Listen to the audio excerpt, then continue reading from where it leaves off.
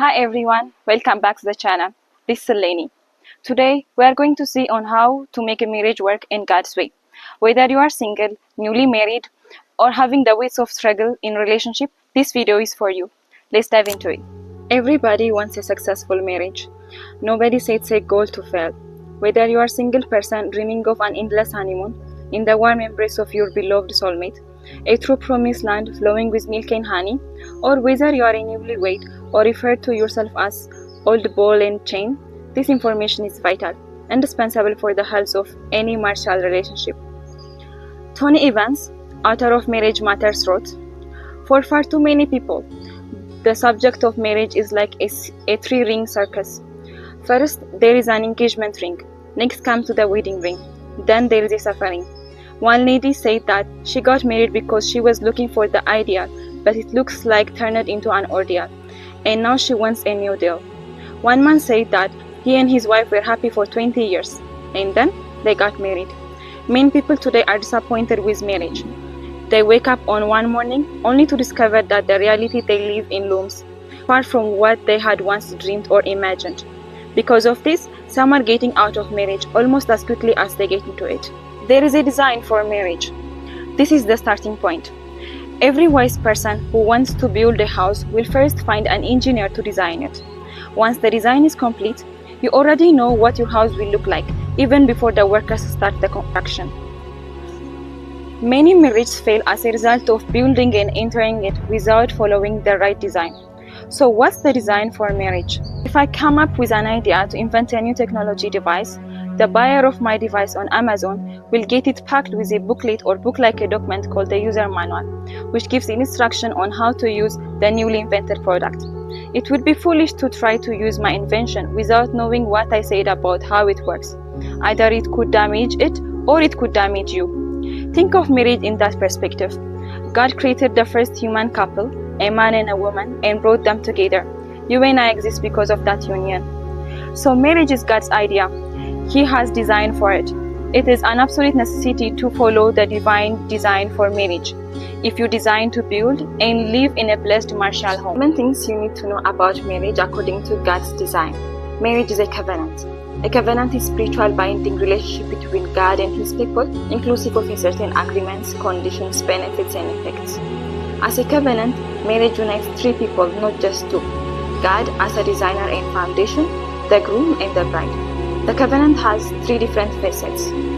First covenant facet, transcendence. Transcendence simply means that God is both the author and the authority of the covenant. He is in charge. You can't just have a strong family without God as centerpiece of the marriage union that ties the family together. Second covenant facet, hierarchy.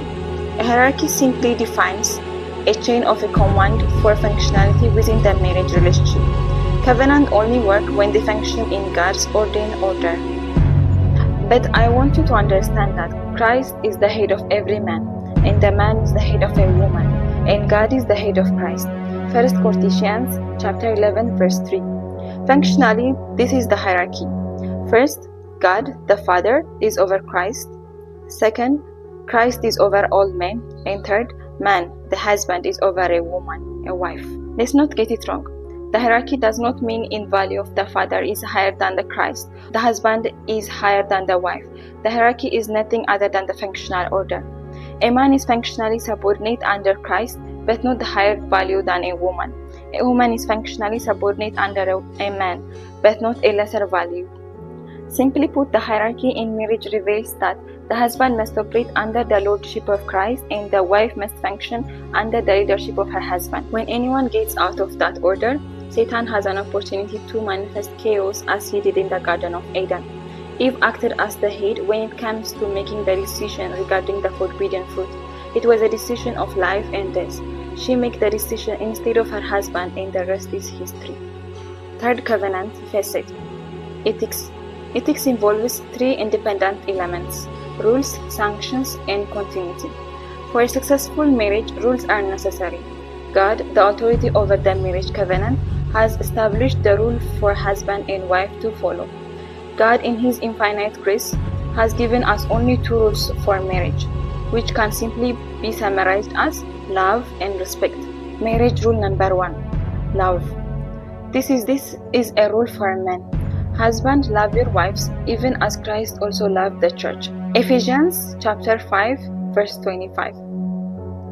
God does not just tell the man to love his woman. He goes deeper and says the man should love as Christ loved the church.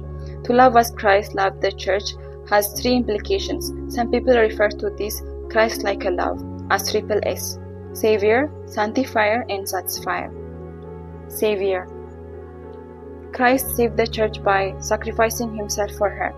It means that men ought to make sacrifices for the well-being of their wives. There is no true love that doesn't require sacrifice. Sanctifier. The second way God loved the church was so that he might sanctify her. Ephesians chapter 5 verse 26 reveals that this sanctification is done through the washing of water by the word. A man who thus sanctifies his wife will reap the benefits of having by his side a morally glorious, spotless, and wrinkless woman. Ephesians chapter 5 verse 27. Satisfier. The third way Christ loved the church was by becoming her satisfier. Likewise, a man ought to satisfy his wife by valuing her in the same degree that he values himself. Whatever he would do for his own well-being, he ought to be willing to do it for her. This is what is revealed in Ephesians chapter 5 verse 28 till 29. Marriage rule number 2. Respect. Wives are commanded to respect their husbands. This is the second rule of the marriage covenant, equally important as the first one. We read, "Nevertheless, let each one of you in particular so love his own wife as himself, and let the wife see that she respecteth her husband." Ephesians chapter 5 verse 33. In Colossians chapter 3 verse 18, the term used for respect is submission. Wives, submit yourselves unto your own husbands, as if it fit in the Lord. This sheds more light on the rule that women need to obey in order for the marriage work. It's important to notice that the woman is not commanded to love her husband. This doesn't mean that men don't need love. They do, but God has designed them in such a way that they don't need to be loved as much as they need to be respected. What a woman needs from a man is located in her heart. What a man needs from a woman is located in his head. It's called his ego.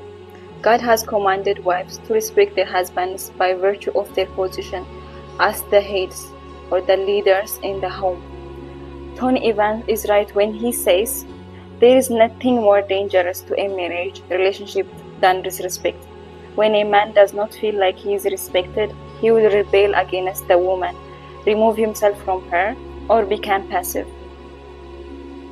So this is it. If you want to make a marriage work, set it up according to God's design and follow his instructions. Obedience to the terms of the covenant will bring blessings in your family, and disobedience in the terms of covenant will bring disruptions and chaos. Satan is looking for an opportunity to create havoc in your home. The more we rely on God for the well-being of the marriage relationship, the more the devil will find the gates of our homes slammed in his face, with the encryption access denied. So thanks for watching. If this video helped you, let me know in the comments. Don't forget to subscribe and hit the like bell so that you will never miss an episode packed with inspiration. As always, stay curious.